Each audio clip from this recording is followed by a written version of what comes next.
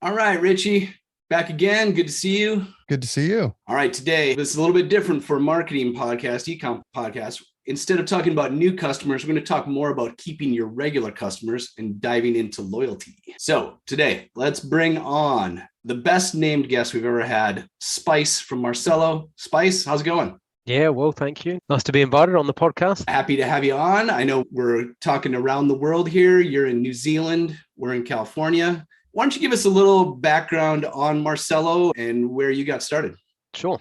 The company really started when I met my co-founders. So they were twin brothers who are coders, and they were in an incubator here in Wellington. I was doing some mentoring work within the incubator, and Matt, one of the brothers, was actually working in the incubator on a new product. And so I was asked to kind of help him out a bit. So he was working on something while his brother worked full-time in a services job, trying to earn enough money for them both to live. Great entrepreneurial story. And when we got together, we found that we had a common problem that we wanted to see solved. And it's a problem that's been around forever and kind of still is today, that a lot of these small retailers, e-commerce businesses, etc., just get bombarded with a whole bunch of what we call dumb marketing ideas. And back in those days, it was daily deals. And so you'd run a daily deal and it'd cost you a fortune to run that deal. You would provide a massive discount and you'd basically acquire a whole bunch of customers that were never going to come back again because they were just after a bargain, basically.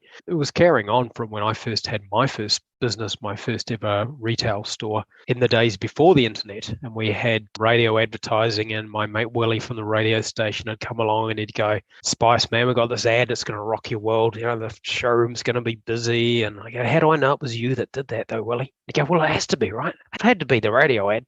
And you just couldn't track it. And then like the guy from the yellow pages would rock in and, "Oh, you got to be in the yellow pages." Why? How do I know that I'm getting any business?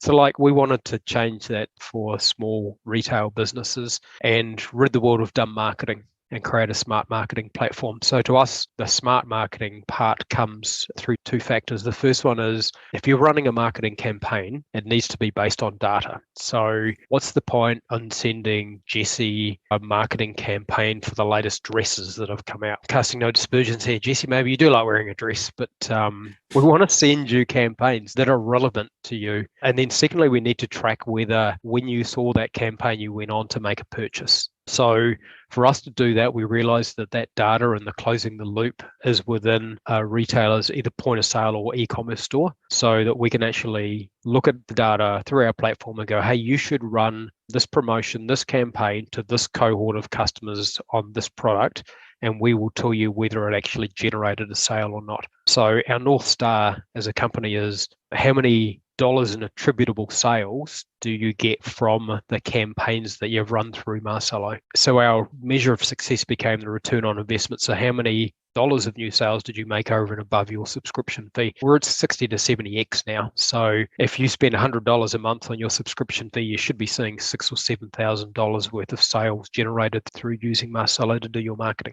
Got it. You mentioned the daily deals. So in the US, that was Groupon and some of the others. And even harder back then, if you're talking retail only, because you have less attribution and tracking. So it started as essentially marketing attribution, would you say? We actually started with a loyalty program because we need to unlock the data to be able to de-anonymize the transaction to see the cohort of customers that are buying particular products and their purchasing habits. So the exchange of currency for unlocking the data became a loyalty point. So back in the old days, it was all very much around, I need to get customers coming back, and actually moved a lot more to, I'll give you this many points so that you can get some benefit later if you tell us who you are. So it started there, and then we started building a campaigns-based product. So that's cool. We've got that data. Now we need to be able to run email and SMS campaigns, build things like automation so I can see that customers who buy this product are likely to buy it again 6 months later. So create an automation where it automatically pushes out a campaign to those customers to remind them to buy again. Got it. So the exchange of value, you need an email. Is it usually email, or you mentioned SMS? Is it either or? How do you get people into your system to start tracking them?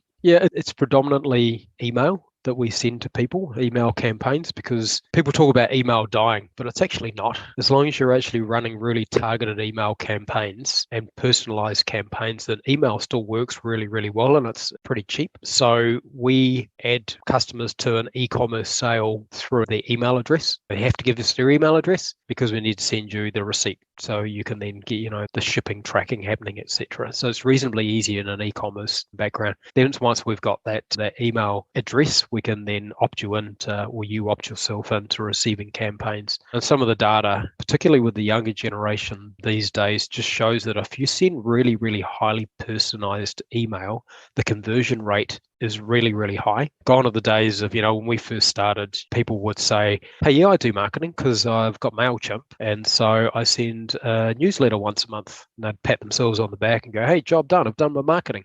Yeah, but did you get any sales from it? And they go, I don't know. Should I have? You go, well, what was the point of doing it? Now, what's your unsubscribe rate like? Because you're just sending a blanket newsletter to everyone, and people are going, I get so many newsletters, I'm going to unsubscribe from this. But if you highly personalize it, people want to see that. And, people are really, really time poor these days. So, just tell me exactly what it is that you think I should buy. And it's quite amazing that people do actually go, I did need that. I'm sure you're striking a nerve of a lot of people listening, including myself. Sometimes I have to do some marketing. All right, I sent an email blast. But how do you make it more personalized? What's your secret sauce to helping customers make it a personalized email that works? So it's very much about product and timing. The reason that we have such a rich data platform is to be able to see that people who buy this product are also likely to buy this product, or people who look like this are likely to buy this product for the first time.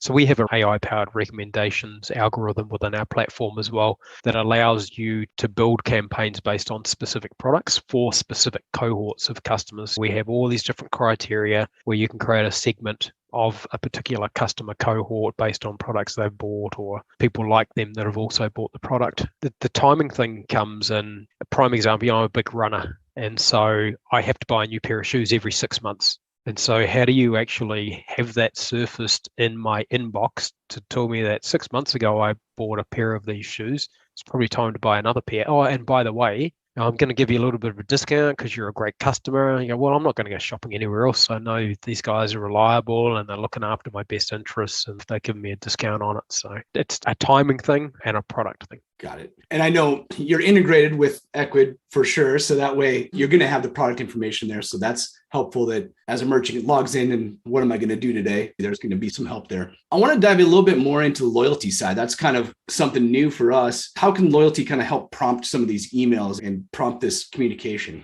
So the first thing is just going back to the primary reason for doing it is to unlock that data so you can then run these campaigns. And then it comes down to making people feel a little bit special. So there are a lot of loyalty programs out there, very traditional ones that are just basically cashback. And people do like cashback, but it's kind of not differentiating you. So there's some really smart things that you can do with loyalty to make a real difference. One of the key things that we find a lot of our more sophisticated customers use is the VIP tiers. So how do I strive to get to a certain level where I can unlock different things? You don't actually want people redeeming loyalty straight away. You want them building up their balance to be able to unlock other things. And then the other thing that I find fascinating is how you can create some money can't buy rewards through your loyalty program. So we have a great customer in Melbourne in Australia. So he and his wife created the store called the Super Cool. And they actually have physical stores as well as being online. But the top tier reward was once you get to X number of points, you can come into the store and my wife is going to give you a personal tour of the store. I'm going to tell you why we stock the goods that we actually stock.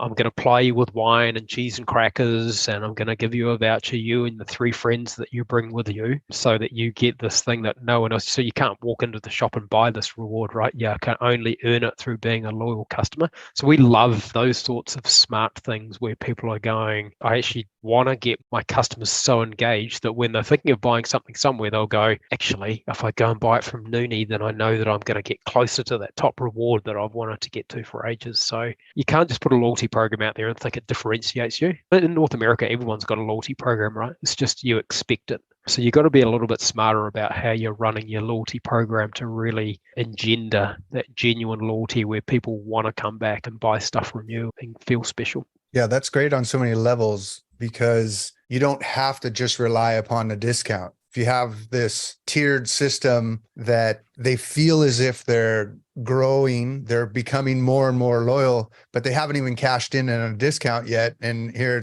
I'm making a number up, but year and a half later, and they're only 200 more points away, and maybe 3 years until they get to come into the store. But it's not like you're ripping them off either. They're enjoying it. They're still getting the product. It's not like you're just giving reward points for coming onto the storefront or something like that. That gamification element seems like a really unique way that I haven't really heard it yet, where you could tier it in a different way, as opposed to you've come in for your 11th coffee, you get your 12th coffee for free. Yeah, that's dead right, Rich. And there's like, once you get that data, there's so many other things you can do. Like, for example, you may end up with a new range of product in store that might be limited edition. And so who are you going to tell about it first? You know, who are you going to give the first opportunity to buy it? You're going to give the people who are your most loyal customers that opportunity, right? So why don't I just run a campaign to my VIPs saying, hey, I've got this particular product in stock, it's not on general release. You guys can buy it before anyone else. And so those little things just make people feel a bit special as well.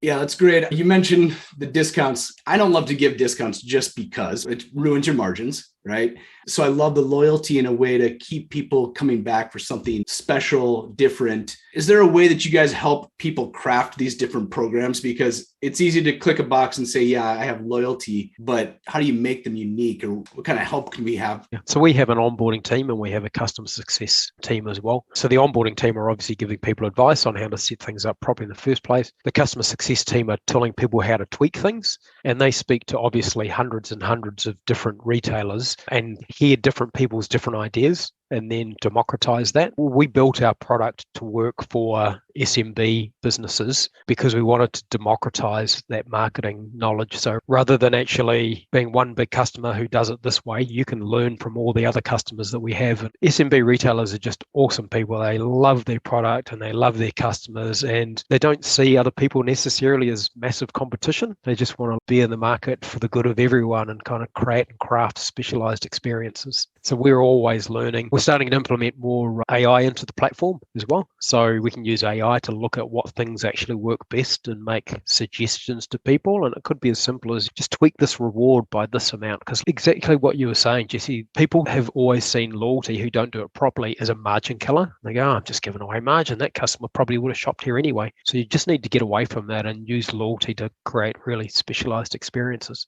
I haven't actually gone into the software yet, so I haven't had a chance to look to see if this is even possible. But is there an element of being able to build community where they're not just loyal to the business itself, but do they know that they're the most VIP according to these 30 other people? I wonder if there's a way to build community in this as well. We haven't done that. We've talked about it a lot in the past, and particularly if you have retailers that have very complementary products, how do you team up and create potentially a small coalition where you might have a shoe retailer and where do you buy the running gear that goes with those shoes, etc. Or I'm just trying to think of a craft beer example because that's my favorite example of everything at the moment. A lot of options with loyalty, and I have a lot of questions about it because this isn't a topic we talk about very often. So I mean, if there's any other case studies, I'd probably like to look around your website. Is there other options that our listeners can go check out? On our website, there's heaps of use case studies. And like the ones that work best are the ones that people have actually thought about and they continue to tweak and they hear back from their customers and say, hey, wouldn't it be cool if you could do this? So there's some of those examples on our website of people who have done really, really well.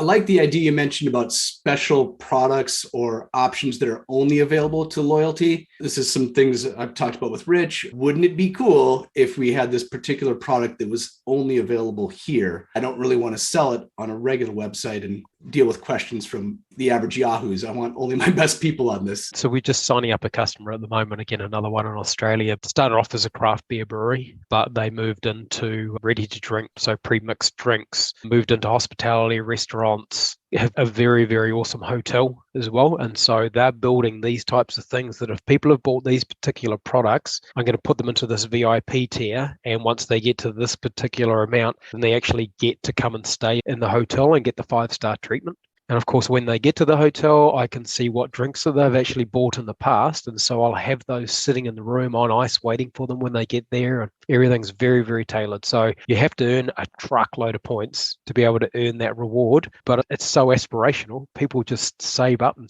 just to get there. And then it doesn't end there. We have an integration with Google reviews. So once people have bought that stuff and they're like overwhelmed with the experience, then how do you drive them through loyalty to go and leave a Google review? So for example, we'll send them a message and say, hey, earn an extra 100 points if you go and leave a Google review straight after this. And you knew that they were going to give you a good review as well at that point. So even better. Let me clarify just to make sure. Did I hear there was some way to earn loyalty points if you bought it somewhere else? Like you have these ready to go drinks and you bought it at another liquor store somewhere? Or no, it's still through the website, but there are different ways to earn points. So it's not just around I get a point for every dollar I spend. It's I will get points for doing other actions. So for example, if I actually follow you on Facebook, I'll get points.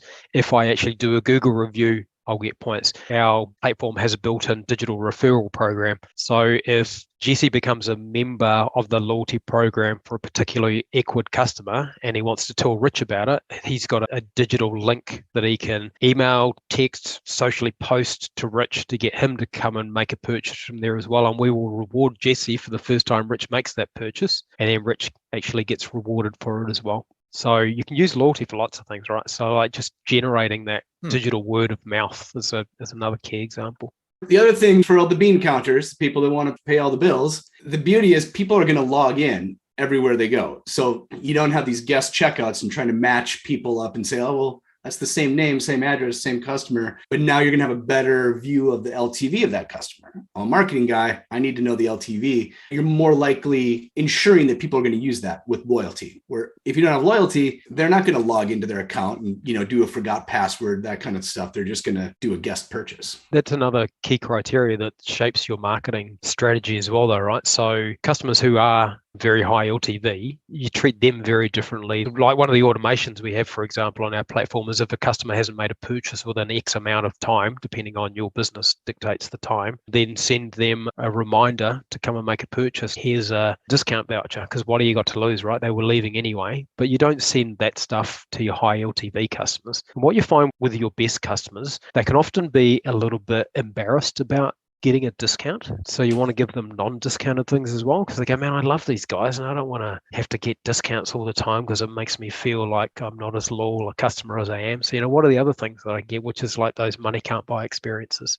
On that same note, I've talked with Richie about the idea of having branded merch, right? Like for the liquor store example, it's a bottle opener with the wooden handle and it's got a logo on there. Those cost like $5-6, but maybe that only goes to customers on the VIP tier. You didn't have to give them 15% off, but they might feel just as good for the $5 cost item that you included. Yeah, that's right. And like if they're buying something, particularly if you can't buy it online. So that's a prime example, right? So you've got that trinket, and when you're shipping, you put that trinket in there because this is a customer that we can see in our segmentation is really, really important to us. And so then they go to the website and they go, hey, what is that thing? How much is it worth? What, you can't buy it? And like you brand it up as like the VIP bottle opener or whatever you want, all right? And you don't have to pay shipping because you're just putting into something they bought anyway. With all the laser engraved printers and different things like that, you could literally make it feel so personalized. They feel as if they were treated at a higher tier than if they would have gotten the discount. Exactly. And you mentioned gamification before. I think it was you, Rich, that mentioned it. It never fails to amaze me, but people love badges, this whole way of being digitally recognized. So we're doing more stuff on our platform now to provide greater gamification that doesn't actually necessarily cost you anything. Just saying to someone that you are a VIP tier of this level, and when you log in, you're called that and it's got a badge. And people just love this stuff. It doesn't cost you anything, but people, for some reason, get off on just a bit of recognition. Digital stickers. It's a whole thing that costs essentially nothing, just a little time. That's why I mentioned that earlier. I'm not trying to change your product, but I know for sure, especially if they had a different name, like when you're in the metaverse, you have a different name than your real name. If they had their login name, somebody is going to buy more just so they could be the top of the tier of those people. Like, I'm 6th. I want to be number 1. They're going to start buying stuff just because of that. Yeah, we actually, in the very early days, we used to do this. We don't have it anymore, but we used to have a leaderboard. So publicly, you could see who the top customer was.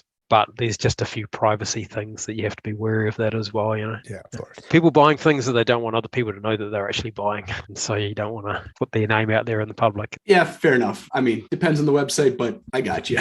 Yeah. Me as also a store owner, I think of, okay, this is great, but if I had to do this all on my own, that'd be a nightmare. I can see the needs for a platform to track all this because not impossible, but nearly impossible to do this without a platform. Yeah, we've built and are building more and more automation into what we're doing. So, loyalty, as we said earlier, is just the ticket to party to make a lot of these marketing things happen in the background. And in fact, that's where the name of the company comes from. So we pivoted the name of the company many years ago. We used to be called Collect Apps. And we were in San Francisco at SASTA one year, and Matt and Brady and we had a revelation that we were kind of not doing something quite right. So we went back and looked at a lot of the data, and it appeared that people would use us for marketing to start with, but the engagement would fall off. And so we spoke to customers and they said, actually, can you do the marketing for us? So we wanted to create this personifiable brand that could be seen as a virtual marketing assistant. So as you do in San Francisco, we're at our Airbnb drinking our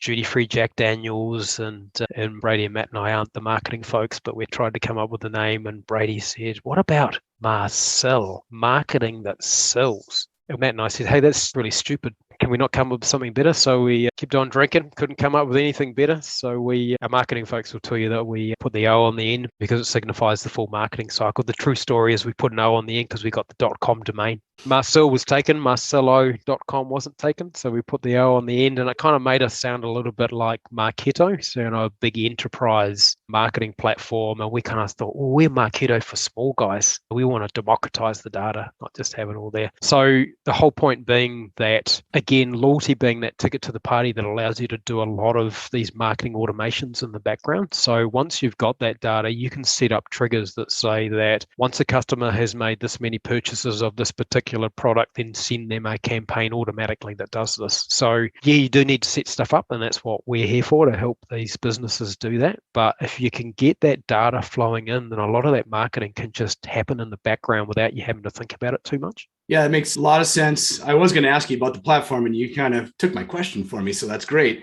I was afraid you wasn't, so I needed to get in there with it. Yeah, you got to get in the platform. So loyalty brings everybody to the party, and then you need, so it could be email, could be SMS. What's the mix there? So when we first started out, people said to us, hey, it would be cool if the platform did this as well. So what we've really created now is this all-in-one marketing platform. So the last major feature release we did was social integration. So you can now create your Facebook, Instagram, and TikTok posts within Marsello. But again, using that same philosophy around dumb marketing versus smart marketing. So we said, if we're going to do this, let's look at what other people like Hootsuite are doing. And so people use Hootsuite to run their social media campaigns, but you can't actually tell whether it works or not. So we wanted to apply that smart marketing principle back to what we've done with social. So you can run a post with us, and because we are integrated into your inventory, we can actually see that you ran this post on this particular product and sales of that product actually went up. So you can make an assumption that that post actually worked. And then if you have the whole suite of products with Marsello, you can actually see that I ran that post, sales of that product went up, and we sold that product to this particular customer or this particular cohort of customers. So we know that running that particular social post drives sales of that product in this particular type of customer.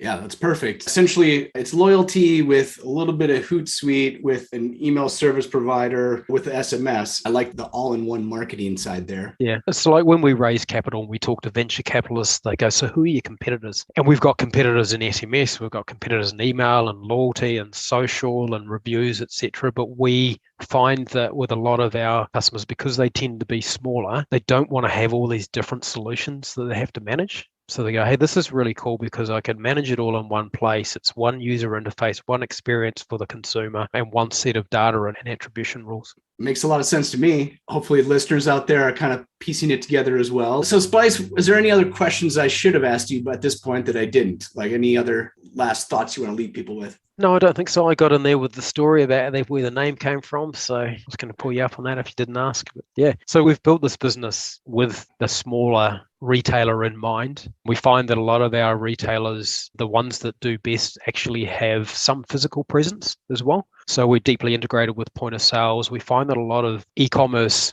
businesses will still see value in doing things like going to trade shows. So they might, do pop-ups and sell out of the back of a truck, etc. So, they generate some goodwill and they get on the streets. And so there's still a place there for e-commerce businesses to do a bit of omni-channel stuff as well and do some physical sales. Yeah, I like how it stitches that together. In the e-com space, it's once you go offline, there's usually not a good connection there. So it's helpful that that's where you came from. So it all works together and people have to log in and you can track all their sales, which I love. So for Equid listeners or Lightspeed listeners, anyone listening, where would they go to check out Marsello? So you can find us in the app marketplace with Equid, of course, or you can go to marsello.com. Very easy sign-up process, 14-day free trial. So if you're an Equid user, you just choose that integration and you press a button and all your data is automatically synced into Marsello. So you can start building a loyalty program and doing marketing from there. Well, perfect. Richie, any last questions? No questions. I just want to say that I love that this works with social too. You get more points with social. It's a unique way to not have to ask them for user-generated content, and they're just going to want to potentially go do it on their own. I could talk to you for ages on this, but we don't have our pints. And it's almost 5:00 here on the West Coast. Well, all right. So for listeners out there, you know where to go. It's in the app market. You can check out marsello.com. Spice, thanks for having you on. Listeners, you know what to do. Get out there and make it happen, everybody.